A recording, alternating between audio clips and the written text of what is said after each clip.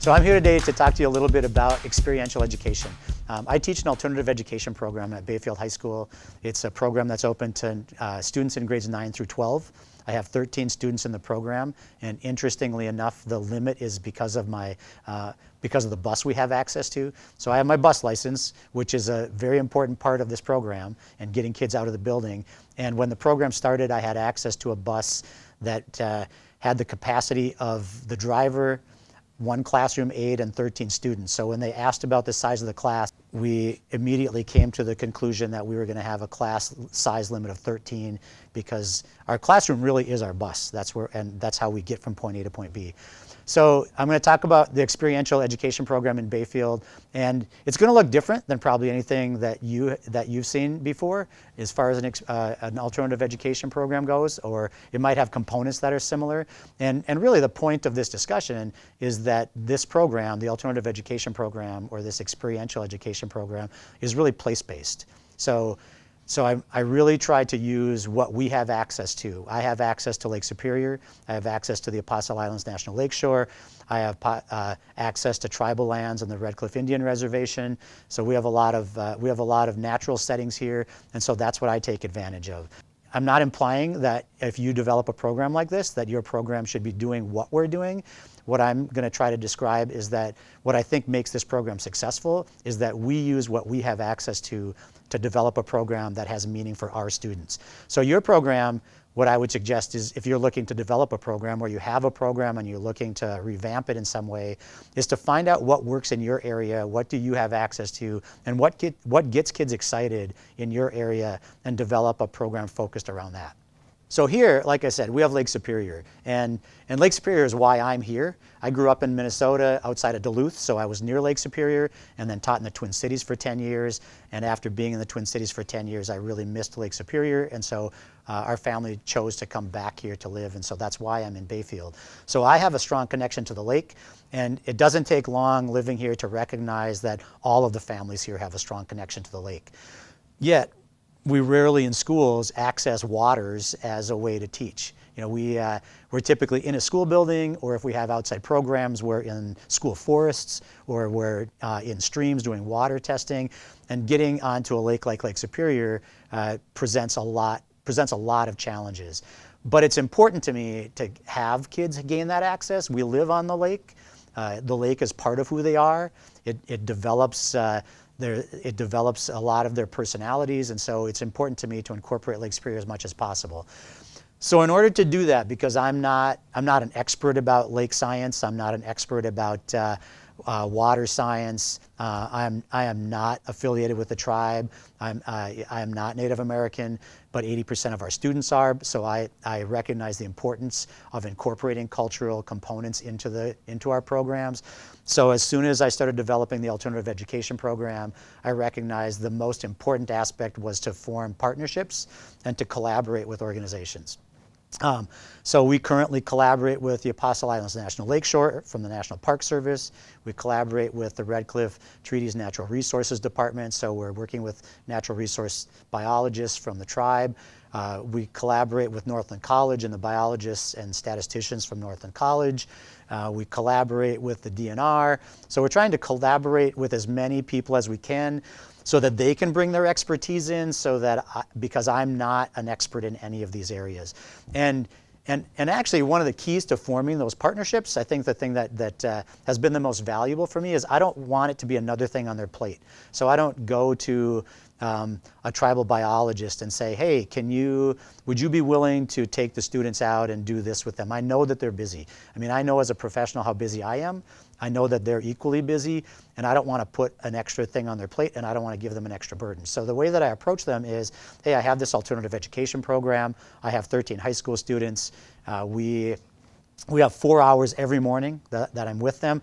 We have a bus. We can go wherever we need to go. So from 8:30 until about a little after 12, I can have a group of students who are available. And ultimately, what I'm trying to do is I'm trying to teach them through experience.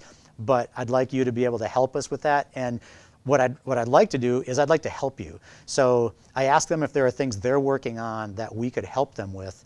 And And through that connection, we've been able to do some amazing, amazing activities outside.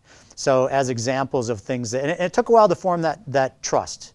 You know, I know that the first time I approached a biologist with that, he was very hesitant to bring us in, talking about the protocols and standard operating procedures, and if we don't do things with fidelity, then I can't use them in my research, or I can't use them in whatever project we're on. And so it took a while to build that trust, but the idea was, it's like, hey, this is something we can help you on annually. So if you train me, and then I can work with you and the students, and we do the same kinds of projects every year, we can hopefully get to that point where we're able to do quality science that's beneficial to you. We do a lot of service work. So Red Cliff has a community garden, and we go out there in the spring and the fall almost on a weekly basis to help them in the garden. Sometimes it's just manual tasks like weeding the garden or tilling the garden. Sometimes we harvest the garden like this time of year in the fall. We've been doing some harvesting for them. They also have an apple orchard on site, so we've been harvesting apples. But we also do experimentation with them. They really are trying to use as many natural methods for growing as they possibly can. So we've helped them set up plots where they might test one plot of potatoes versus another plot of potatoes, and the students help them set that up, and then the students help them collect the data so that they can then come to conclusions and decide how they want to go about growing potatoes from that point on. We've worked with aquatic biologists at the aquaculture center or at the fish hatchery. We'll go out sometimes and help them empty their ponds, and as we empty their ponds, we'll be measuring fish, so they'll be measuring the length and the weight of fish and clipping the fins before they release them into the lake. We've worked with them in the past where we've done measurements on fish at the hatchery where they go in and we take fish out of the raceways, measure their length and their weight, and then go back 2 months later and measure again so they get an idea of the growth rate.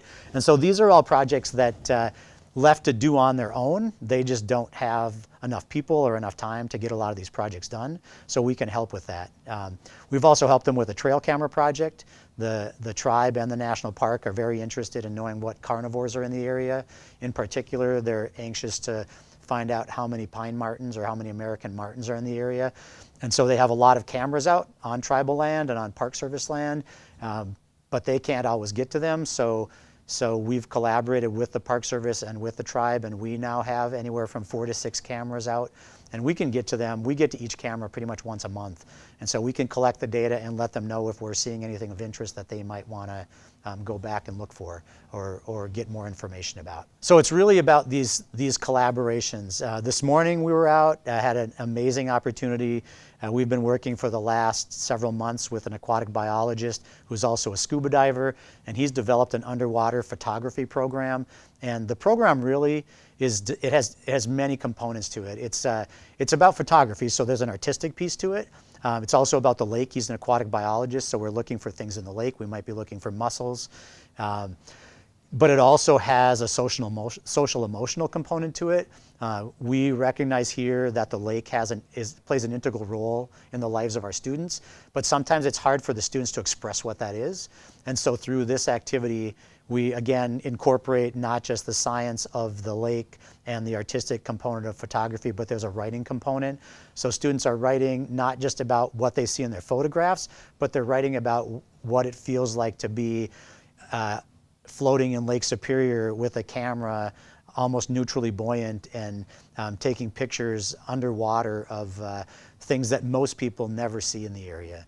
So it's again, that's an opportunity that's available because of collaboration. I'm not a scuba diver, I'm not a snorkeler, I'm not a professional photographer, but if I can collaborate with people who have those skills, it's a great opportunity to expose students not only to the lake, but also to professions that are available in the area. So it has this experiential learning concept is multifaceted. It's job related, it's career related, it's social emotional, it's academic.